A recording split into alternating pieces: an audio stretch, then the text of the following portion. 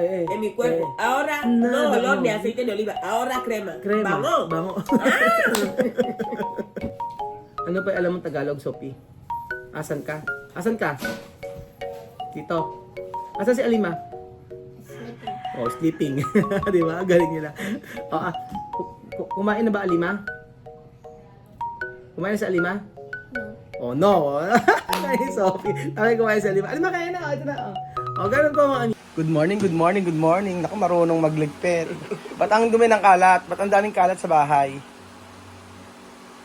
Pagkagising, nagliligpit na. Kailangan nila ng ayusan ng bag, oh. Oh, marunong? Ito, sa Sophie.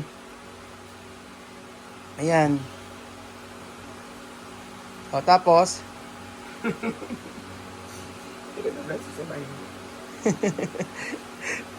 Magaling nag-ayos. Nagliligpit agad. Oh. Aha. Hay que mirar a Sophie. Porque no, cuando no mirar Sophie problema. Pegar Amir. Amir pegar. Hay que mirar a Sophie. Nag-ayos ng ano. Ang dami nilang ang dami nilang kalat pagka umaga mga amigo. At ang ganun sila talaga, makalat. Sa umaga po ganun sila, makalat sila sa mga gamit, parang tapos pagka parang bata, ganun. Kalat ng kalat, tapos aayusin din. Ang napansin ko si Sophie yung laging naglilinis, tsaka si Alima. Halika dito, halika. Ayun na, halika na. Halika, Wala pa, halika. Nahihiya. Wala pa siya, hindi pa naghihilamos. Naghihilamos kaya mga Aprikano. Natural. Si Kuya Raul lang naman ang hindi naghihilamos. Magandang araw po sa inyo mga amigo. Breakfast po, breakfast. Maaga pa po dito sa Equatorial Guinea. Sa Equatorial Guinea. Sa Pilipinas pa lang.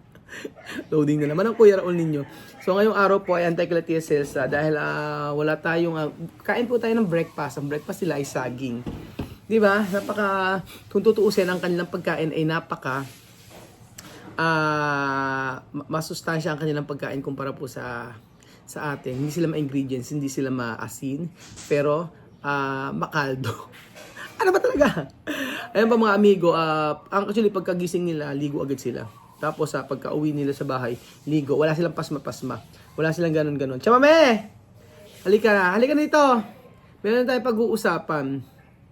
So, kung hindi po nakakaalam, January, February, March. Ano sila dito? 9 months na po sila dito sa Pilipinas. Mag 9 months na. At gusto kong pag-usapan namin ni Tia Celsa, ano na ba yung mga, siyempre hindi ko naman na ikukwento sa inyo kung ano na yung mga pagbabago sa mga bata. Buhat nang sila ay dumating dito sa Pilipinas at hanggang ngayon. So, ang isa lang na napapansin ko ay yung medyo pino-pino na silang kumilos. Para na sila mga Pinay talaga. Hindi na sila masyadong maiingay. Kung sa vlog nakikita nyo, siguro, ayun dahil sa kapag merong nagre-regalo sa kanila, expression nila. Pero Aprikana ay Aprikana. At kagaya nung napanood ko minsan, sa ibang mga vlog nakikita ko yung ibang lahi pagpunta ng Pilipinas, sa ibang bansa iba yung iniinom, pag uwi dito iba rin. Tapos basta kulturang Pilipina po. Same with Mami Cookie. Si Chamame! Halika na rito! May pag-usapan tayo. Saan na ba si Chamame? Tagal naman, 30 minutes na. Chamame! Ha? Biglang nakaayos sa bahay, naligo lang. Chamame! Sana sila. So nandito tayo sa ginagawa ni na Bibian.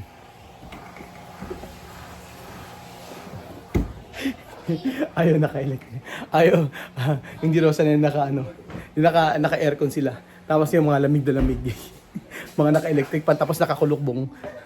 Pambihira. Ganyan ako ng bata eh. Naka-electric pan. Tapos lamig na lamig. Tapos nakakulubong naman. So ayun pa mga amigo, antes si Tia Celsa. Ayan pa mga amigo, bumili po pala kayo ng t-shirt natin, ng Pinoy Equatorial Guinea t-shirt. At napakaganda po sa katawan yan. Pag sinuot nyo, kahit kayo pawis-pawis, wash and wear lang siya. Ang ganda.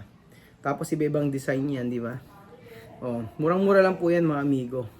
For as low as PM nyo ako, meron na kayong ganito. At syempre, ang kikitain dito ay para po sa mga taga-Africa, sa mga taga-Ikuku, para si Aya ay mayroong budget doon. So, what are you waiting for? Tara na, sakay na. Super prairie. Ay, nako. Tamagal naman na Chamame. Kunting ano lang eh. Chamame! Hi, buenos dias. Hola, buenos días. Kumusta Boracay? Muy bien. Baguio City. Ay. Hi, sentate aquí. Sentate aquí. Buenos días. Hola, buenos días. Qué guapa hoy. Gracias. Porque duerme mucho. Sí, he dormido mucho.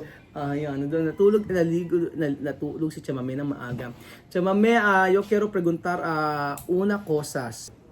Sabi ko kay Chamame, may tatanungin ako ng isang bagay. Ano kaya yun? Chamame, donde tu marido? Morir. Tatanong ko kasi asawa mo, namatay na raw. Hindi, seryoso na tayo kasi vamos a yo quiero preguntar, mucha gente preguntar, ¿no? ¿Qué progreso? ¿Tú sabes progreso? Programa. Progreso significa Sí, yo sé. progreso cambiar así, ¿no? ¿Qué progreso de los niños para estos 9 meses de Pilipinas? Una, sabi ko, ano ka ako yung mga pagbabago sa mga anak ni Celsa sa loob ng 9 months? O, una. Mucho. O, mucho. Marami daw. Mucho progreso. O, Mucho. uno. Ay. Ah. Hasta que puedo decir mucho progreso. Los niños han estudiado. Desde que hemos venido, han estudiado mucho. Ya están civilizados. Civilizados. Sí, ya saben. Civilizado significa? Civilizados, conocimiento como saber vivir con gente así. Okay. Ya conocen, ya saben respeto, Okay. muchas cosas. Okay. Ya tienen amigos. Okay. En 9 meses también han aprendido muchas cosas que no sabíamos, como yo, muchas cosas que no conocía, ya lo conozco. Okay, yo explicar. Sabi ni Tia Cesa, sa 9 months daw, mga anak niya ay naging parang sibilisado na, nakikipag-ano na sa mga bata dito, may mga kaibigan na, tapos nakapag-aaral na maayos, tapos sabi ni Tia Cesa, marami silang natutunan yung mga bata dito, naging open-minded na sila, open na sila sa lahat ng bagay. Galing después, number 2, Ya están exitosos, ya tienen muchos amigos, ya mucha gente ya nos conoce, ya tenemos otra nueva familia, así. Ayan, marami na sila mga naging kaibigan at saka parang marami na silang naging pamilya. Yun sabi ni Tia Celsa. Ano pa? De comida. Oh, de comida mucho, todos los días. No como antes, ¿no? No como antes. Antes no comía. Yo cociné mi pan así, con mi ala. Pero aquí mucho comida. Mucha comida. Baboy ya está aquí, lechón, manok. Pero dati no conoce to niños, ¿no? Antes no No conoce. conoce. Solo Antes cuando miran así, prueba, pero ahora ya conocen. Ya conocen, sí. Y hay sinigang. Sí, Antes no comer sinigang. Sinigang na mucho. Mucha verdura. Verduras. Antes no comen, pero ahora ya comen. Y también de chamame. Ay, senta aquí. Okay. Ayan. Y también de chamame de comida de comida de dulce. Ejemplo, espagueti de dulce. Come hoy de dulce. Sí, antes espagueti dulce no comer, No pero comer, ahora ya come misma gorda, come mucho espagueti. Demasiado espagueti. Ayun, sa pagkain mga amigo, ang totoo niyan, yung mga sinigang na maraming gulay, hindi nila masyadong feel, lalo na kapag sobrang asim. Ngayon, pati sa spaghetti na sobrang tamis, di rin nila masyadong feel yun. Pero ngayon, nakakain na nila yun. Kaya si Misma, ang taba-taba na ni Misma. Ganoon. Tapos, dati tinitikman lang nila ganyan. Para tayo, napunta tayo sa ibang bansa, hindi ko nagustuhan yung kabsa, hindi ko nagustuhan yung biryani. Pero later on, habang tumatagal, ang sarap pala. Ang sarap pala ng pagkain na to. Kasi nakasanayan. Ganon. Tapos, ¿qué más? De costumbre. De costumbre antes, solo pegar. Oh, Gritar, sí. gritar. Pero ahora, Bahar.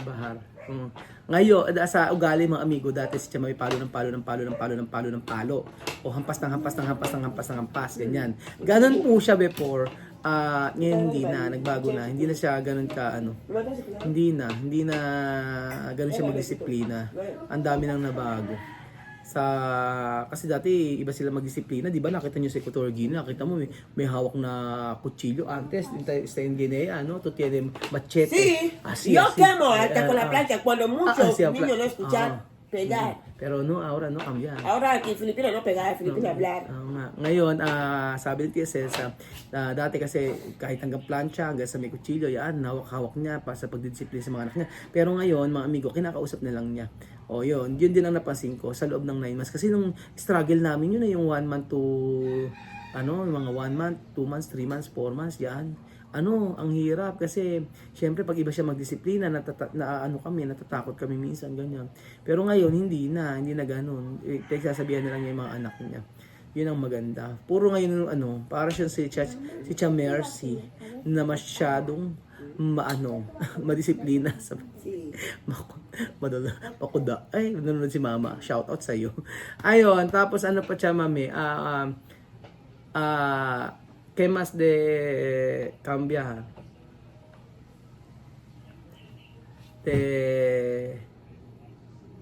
Cambiar, y han crecido mucho. Ano ba?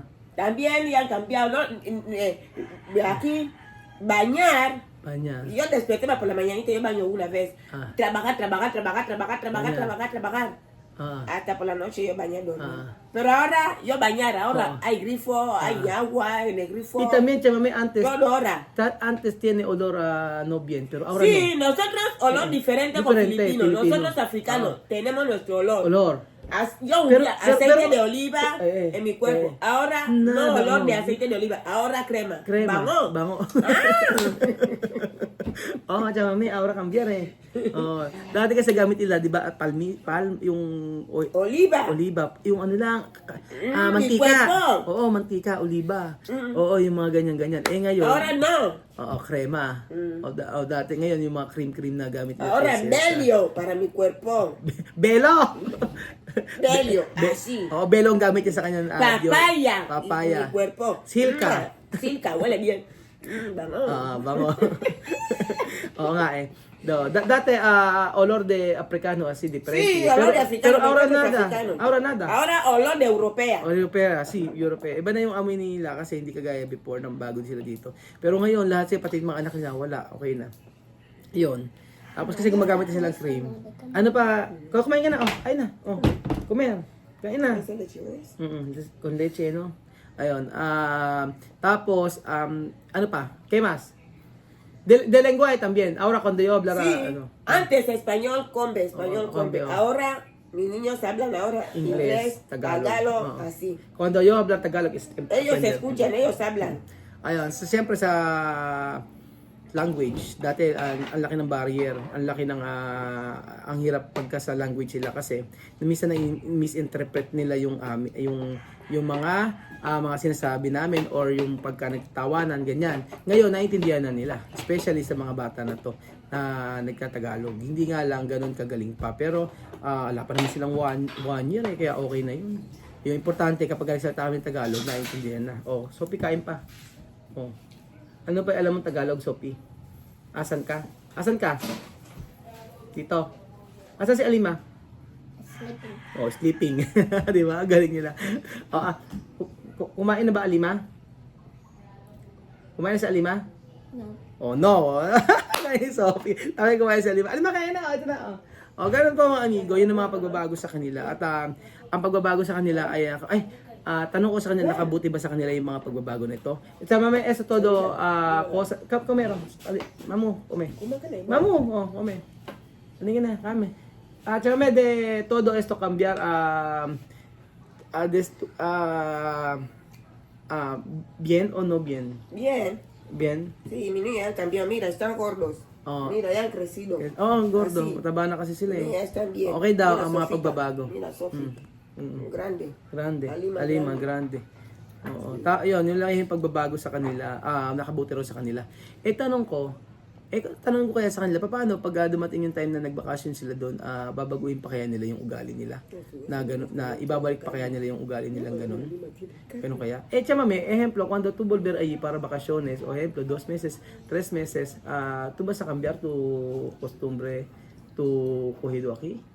Problema ahí para mí porque Diferente ahí. Diferente, mucha gente va a hablar. Va a hablar. ¿Por qué te llamé así? Diferente. No quiere así. Yo no puedo cambiar más porque costumbre ya Costumbre cogido así. cogido aquí. Yo no puedo cambiar más. Sí, porque hay mucha gente. Mira tu cuerpo, todo. Yo no puedo cambiar más. Ayan, ano yun yung mukha ni Tia Mami, nag-light na siya. Tapos naging mas makinis sila. Dati kasi mantika, para sila mantika. Antes, no, tu cuerpo, mucho aceite. Sí, así, porque mucho sol. Porque tú no sabes antes, tiene crema aquí. No sabe así, por Sí, eso. mi país hay crema, pero no dinero a comprar. Comprar, sí, ayun. También no saber cómo usarlo. O sea, pero aquí yo sé.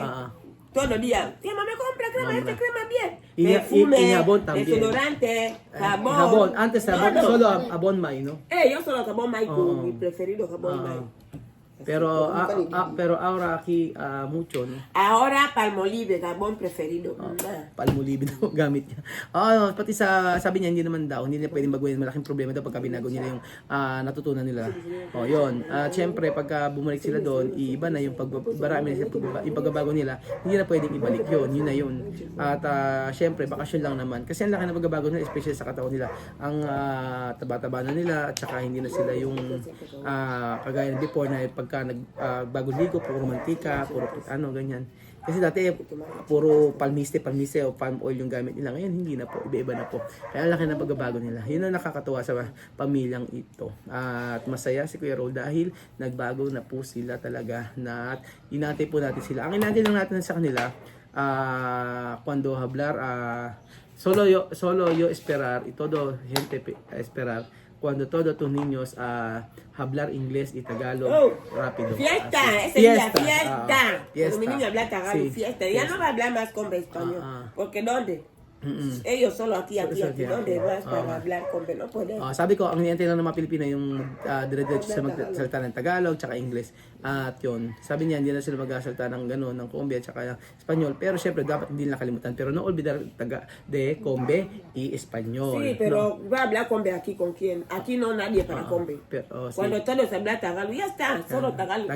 Sí, para aprender todo. Para aprender mucho. Yun pa mga amigo, sabi ni Tessa, sindo kakusap nila ng Combe. Kaya Tagalog tsaka English daw po. So ayun pa mga amigo, pagbabago sa Pamilya Matinga na inyong nalaman. Salamat po at God bless.